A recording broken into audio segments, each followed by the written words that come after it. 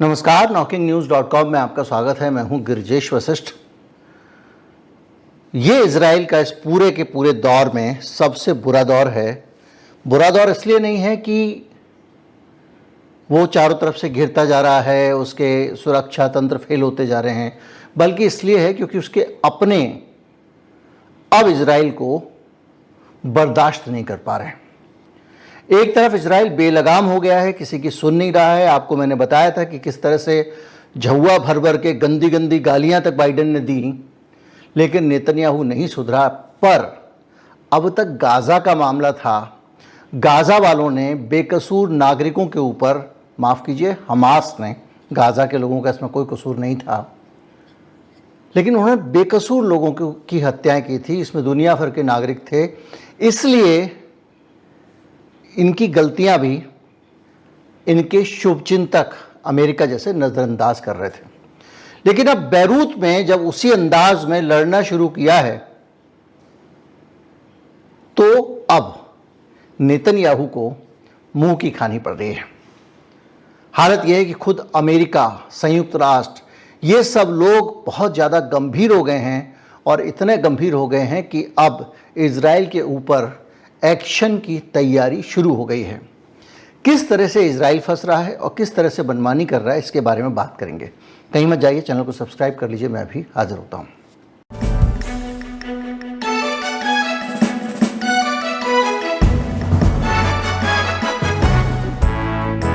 अभी हाल ही में आपने देखा होगा कि एक खबर आई थी, और ये इजरायली सेना ने दावा किया था कि अल सालेह एक अस्पताल है, बड़ा अस्पताल है, और वहाँ पे बड़े सारे लोगों का इलाज विलाज होता है।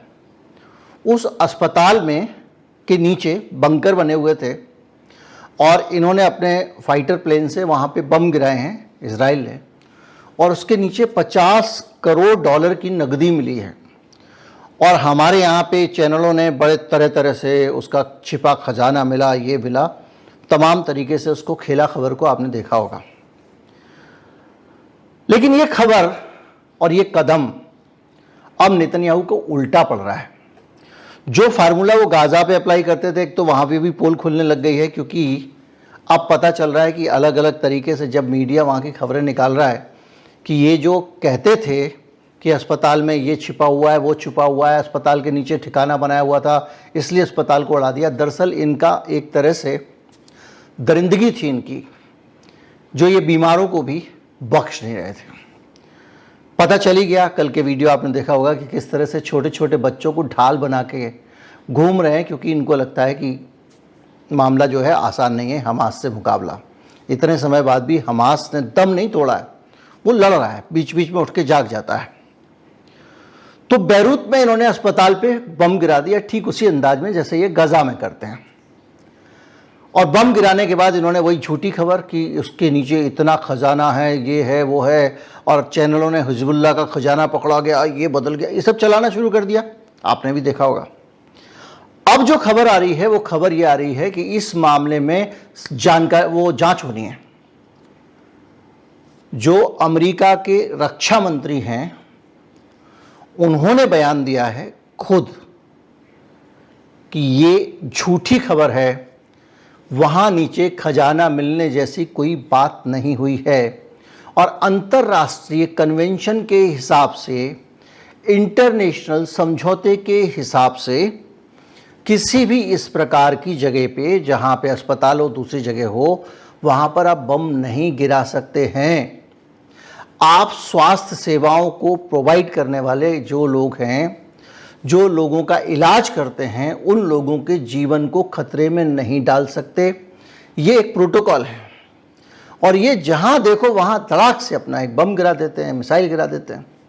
तो इस मामले में क्या हुआ कि एक तो ये इनके खिलाफ अब ह्यूमन राइट कमीशन जो है संयुक्त राष्ट्र का, वो इसकी जांच कर रहा है। दूसरा, अमेरिका भी जांच कर रहा है, और इन दोनों ने जांच का ऐलान कर दिया। इनका कहना यह है कि इस जगह पे जो इन्होंने बम गिराया है, एक तो वहाँ पे ये रुपया पत्ता नीचे कुछ नहीं था, यह बकवास है। ये तो खुद अमेरिका का रक्षा मंत्री बोल रहा है, नाम है लॉयड ऑस्टिन।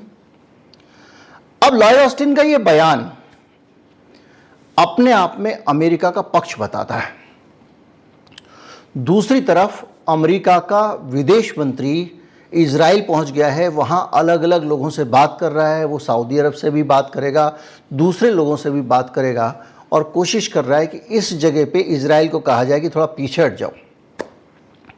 और पीछे हटने को इसलिए भी कहा जा रहा है क्योंकि एक के बाद एक इजराइल फाउल कर रहा है और ऐसे काम कर रहा है जो मानवता के लिए ठीक नहीं है, और ऐसे काम कर रहा है जो नियम तोड़ रहा है लगातार, युद्ध के नियम। एक और नियम इसने ऐसे तोड़ा कि जो संयुक्त राष्ट्र की शांति सेना वहाँ पे है, उसमें भारत के सैनिक भी हैं। जिस जगह पे संयुक्त राष्ट्र की शांति सेना है उस जगह पे उनको कहा हट जाओ। पूरी दुनिया ने कहा कि आप कैसे बोल सकते हैं हट जाओ भाई, वो यूएन की सेना है। बोले हट जाओ बीच में से, और उस सेना के ऊपर बम गिरा दिए। और अब जो लेटेस्ट खबर आई है, फाइनेंशियल टाइम्स का एक्सक्लूसिव खुलासा है कि उनके ऊपर फास्फोरस बम गिराए गए, वाइट फास्फोरस बम। ये क्या होते हैं? दरअसल क्या होता है कि कुछ एक खास तरह का ऐसा बम होता है जिस बम को जब आप गिराते हैं तो चारों तरफ सफ़ेद धुआं हो जाता है और कुछ दिखना बंद हो जाता है। और आप किसी ऐसे ठिकाने पर जब इसको गिराते हैं और ज़्यादा कंसंट्रेशन के साथ अगर वो धुआं लोगों के फेफड़ों में चला जाए तो वो प्राण घातक भी हो सकता है। लोगों की आंखें भी चली जाती हैं और फास्फोरस बम से कई लोग, बड़ी संख्या में लोग घायल हुए हैं, गाज़ा में भी घायल हुए हैं। चूँकि ये युद्ध अपराध के तौर पे नहीं आता, लेकिन फिर भी ये एक तरह का केमिकल वेपन है, एक तरह का रासायनिक हथियार है। तो ये रासायनिक हथियार संयुक्त राष्ट्र की शांति सेना पे डाल दिया भाई। अब ये संयुक्त राष्ट्र की शांति सेना वहाँ कर क्या रही है? दरअसल क्या है, इसके लिए आपको देखना पड़ेगा कि संयुक्त राष्ट्र की शांति सेना वहाँ पे है क्यों, जिसको यूनिफिल कहते हैं। इसका गठन किया गया था इसलिए क्योंकि ये इजराइल बार बार घुस जाता था लेबनान में और युद्ध होने लगता था। 1978 में इसको बनाया गया। 1982 में जब इजराइल ने फिर से आक्रमण किया लेबनान पे, जैसे आजकल कर रहा है, तब इसकी भूमिका और स्ट्रांग हो गई और इस इजरायली और फिलिस्तीनी लड़े आपस में।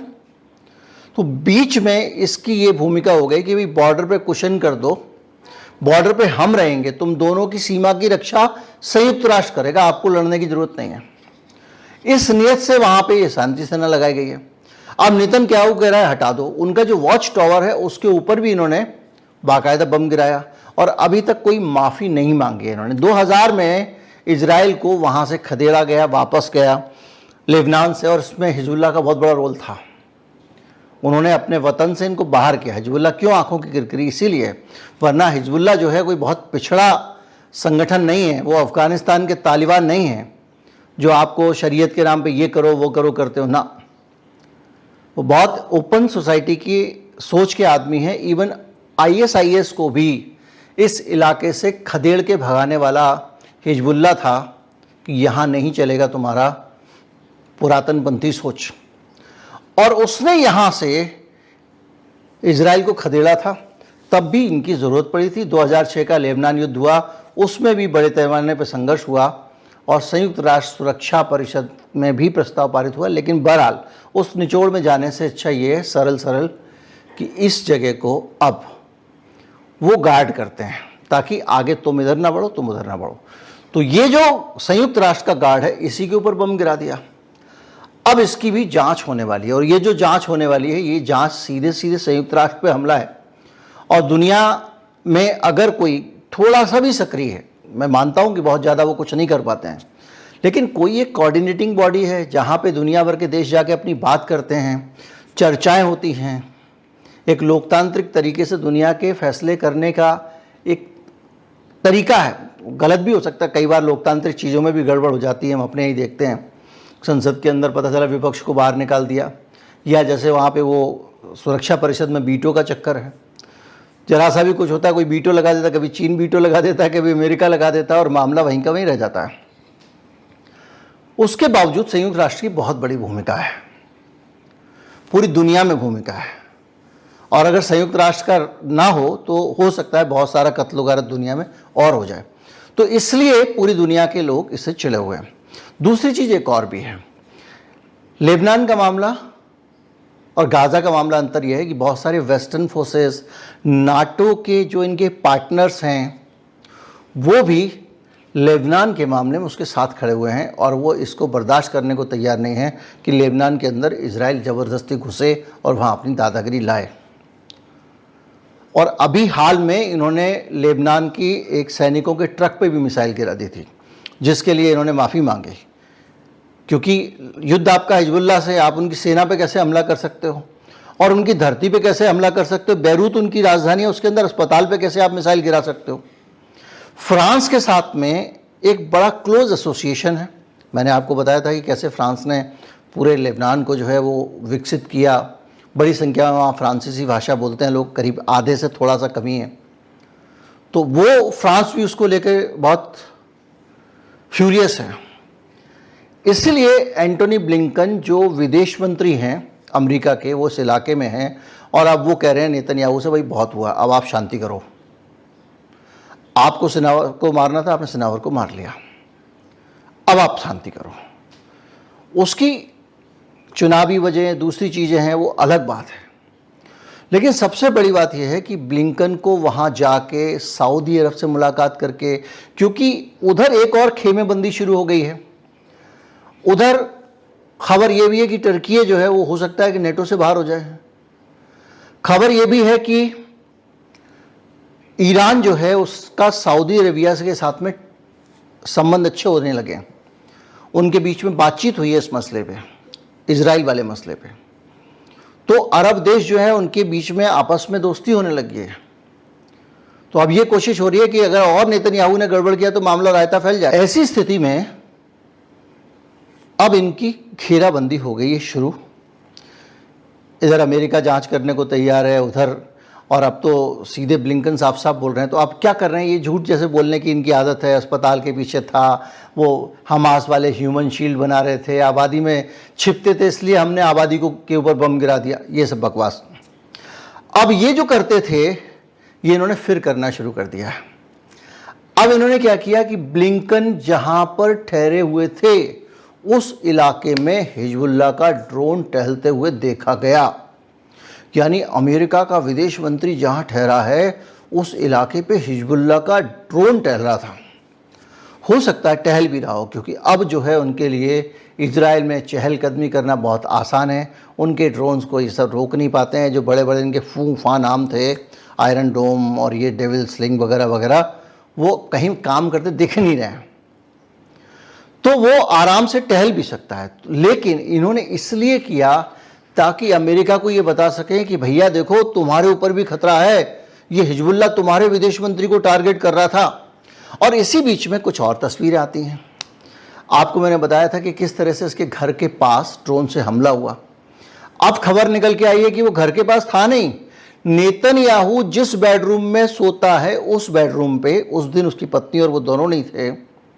उस बेडरूम की खिड़की पे ड्रोन जाके मारा है और उसके बाद वहां से वो गिर के फटने के बाद पास में स्विमिंग पूल में गिर गया जहां पे नेतन्याहू पानी में बैठते थे। तो आप सोचिए कि नेतन्याहू बाल बाल बचा है। तो ये एक तरह से टेरर भी क्रिएट करने की कोशिश हो रही है कि बॉस अगर मैंने इनको छोड़ दिया, हिजबुल्लाह को जानते नहीं हो, तो ये तबाही कर देंगे, वो तबाही कर देंगे। देखो ब्लिंकन जहां ठहरा है वहां पे ड्रोन घूम रहा था उनका। दूसरे शब्दों में ब्लिंकन को तलाश रहा था। तो ये इधर से इजराइल अपनी चालें चल रहा है। अभी कल मैंने जो बताया था कि लीक हो गई, परसों बताया था कि किस तरह से इनकी खबर, इनकी पूरी की पूरी प्लानिंग युद्ध की लीक हो गई। उसमें पता चला कि जो परमाणु हथियार चलाने वाली मिसाइल है ईरान के खिलाफ, उसको छोड़ने की तैयारी चल रही थी। इस तरह की चीज़ें ये कर रहा है। तो अब दुनिया को थोड़ा सा टेंशन हुई है, अमेरिका भी थोड़ा जागा है। तो ये कोशिशें अब तेज हो गई हैं कि भैया अब बस करो, अब बंद करो। 50 साल पीछे उसको फेंक दिया गया है। किसको? गाजा पट्टी को। इतनी तबाही मचाई गई है। अब उसको ये दोबारा से खड़ा होने में 50 साल लगेंगे जो तबाही मचाई गई है। काफ़ी विकसित था गाजा पट्टी। तो ये जो बेलगाम हो चुका है नेतन्याहू, इसके ऊपर अब इसका आने वाले समय में हो सकता है हमको कुछ ऐसी खबरें सुनने को मिलें कि इजराइल के ऊपर सैंक्शन लगाए जा रहे हैं, इजराइल को रोका जा रहा है, इजराइल से व्यापार बंद किया जा रहा है, कुछ इस तरह की चीज़ें। मुझे पता बहुत सख्त कदम कोई नहीं होगा अमेरिका का, लेकिन फिर भी कहीं ना कहीं मनमानी पर रोक तो लगेगी।